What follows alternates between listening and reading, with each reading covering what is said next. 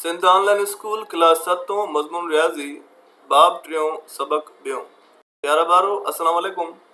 अॼु असां पढ़ंदासीं त कीअं ॾहाई अणपूरनि खे नातिक अददनि में कन्वर्ट कजे मटाइजे, यानी डेसिमल खे कन्वर्ट कीअं कजे नातिक अददनि में, रेशनल नंबर्स में। ठीकु आहे, मां तव्हांखे ॿुधायो त डेसिमल नंबर आहिनि छा। उहे नंबर जंहिंजे विच में ॾहाई हुजे, ठीकु आहे, यानी जंहिंजे विच में पॉइंट हुजे, उनखे डेसिमल नंबर चइबो आहे। हाणे इहो आराम सां मटिजी वेंदो आहे नातिक अददनि में, ऐं उनजो उसूल छा आहे। उनजो उसूल इहो आहे त बाबा जेको स्टेप नंबर 1 आहे उहो इहो थो चए त नंबर साॻो जो साॻो लिखो, नंबर साॻो लिखो ऐं हेठां लाइन ॾेई हिकु ॾेई छॾियो। जॾहिं बि तव्हांखे मटाइणो पवंदो ॾहाई वारो यानी डेसिमल नंबर नातिक अददनि में, त तव्हां छा कंदो, तव्हां सिर्फ़ु ऐं सिर्फ़ु हिन जी ॾहाई खे गुम करे मथियूं नंबर साॻो लिखी, यानी ॾहाई गुम कयूं त 23, लाइन ॾेई हेठों हिकु ॾेई छॾियो। ऐं जेको स्टेप नंबर 2 थो चए उहो थो चए गिव ज़ीरो। ज़ीरो केतिरो असांखे ॾियणो पवंदो, उनजी लिमिट केतिरी आहे। उनजी लिमिट इहा आहे त बाबा ॾहाई आहे, त ॾहाई खां पोइ जेतिरा नंबर हुजनि ओतिरा ज़ीरो हिन हिक सां गॾु ॾियो। हिकु नंबर आहे, हिकु डिजिट आहे, इन ई करे मूंखे हिकिड़ो ज़ीरो हिते ॾियणो पवंदो। पर जे इन ई सां गॾु ॾहाई खां पोइ 2 हुजनि हा त छा थिए हा, हिकु त मथे थी वञे हा 233, हेठि थी वञे हा 100। छो त ॾहाई खे हटायूं त थी वेंदो 233 यानी 233, ऐं ॾहाई खां पोइ 2 नंबर इन ई करे 2 डिजिट इन ई करे 2 ज़ीरो, ठीकु आहे, ॾियणा पवंदा। हाणे हिकिड़ो ॿियो एग्ज़ाम्पल था कयूं, मिसाल ही था कयूं 1.4। त इहो असांखे अगरि कन्वर्ट करिणो पवंदो त पहिरियां पॉइंट खे विसारणो पवंदो ऐं हेठि हिकु ॾियणो पवंदो। 14/1 थी वियो। हाणे ॾिसणो पवंदो त पॉइंट खां पोइ घणा डिजिट आहिनि, हिकिड़ो ई डिजिट आहे, इन ई करे हिकिड़ो ज़ीरो।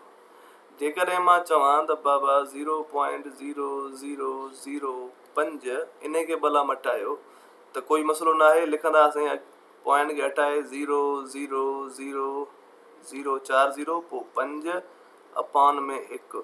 हाणे 1 2 3 4 इन जे करे हिन सां गॾु 4 ज़ीरो ॾियणा पवंदा। ऐं ॿी ॻाल्हि इहा त कंहिं बि नंबर जे अॻियां अगरि ज़ीरो आहिनि त उहे कम जा न थींदा आहिनि, ठीकु आहे, उनखे तव्हां ड्राए सघो था। हाणे तव्हां चवंदव साईं छो कम जा न थींदा आहिनि, उहो इन ई करे त जेकॾहिं नंबर जे साॼे पासे ज़ीरो आहे त वॾो कम जो आहे, 5 खे 50 करे छॾींदो। पर जेकॾहिं खाॿे पासे आहे त इहो 050 इनखे 50 ई इहो रहंदो, ठीकु आहे, भले अॻियां 100 ज़ीरो अची वञे न त बि इहो रहंदो उअं ई 50 ई, ठीकु आहे। जीअं असां हिक खे 0 1 लिखंदा आहियूं, ठीकु आहे, ॿिनि खे 0 2 बि लिखंदा आहियूं, हिनखे 00 000 1 लिखो त बि इहो रहंदो हिकु ई। इन जे करे अगरि अॻियां हिन जा 4 ज़ीरो हिते हुया, 1 2 3 4 ज़ीरो ऐं पोइ 5 हुया, त इहे हक़ीक़त में 5 ई आहिनि, ठीकु आहे। पर पॉइंट जे खाॿे पासे बि वरी अगरि 8 10 ज़ीरो हुजनि त बि उहे कम जा न आहिनि, ठीकु आहे। छो त पॉइंट खां खाॿे पासे ते सिर्फ़ु हिकिड़ो ज़ीरो लिखिबो आहे, काफ़ी आहे, ठीकु आहे, यानी 0.05 लिखो काफ़ी आहे।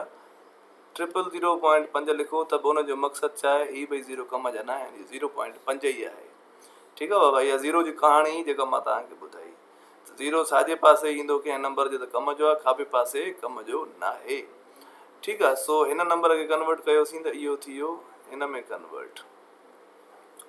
अचूं था हिकिड़े ॿिए क्वेश्चन ते।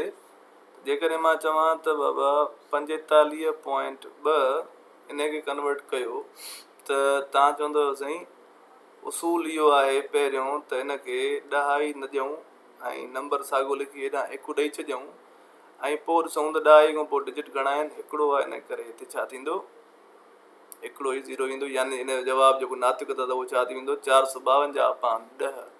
हाणे जेकॾहिं ॾिसूं त टेबल यानी सादी सूरत जंहिं जी थींदी तव्हां हुनखे कंदव। ॾिसो जीअं हिन जी सादी सूरत थींदी, हा हिन जी थी सघे थी 7 × 14 5 × 10 त जवाबु आयो 7/5। त यानी 1.4 जो जेको नातिक अदद आहे सादी सूरत वारो उहो छा आहे, 7/5।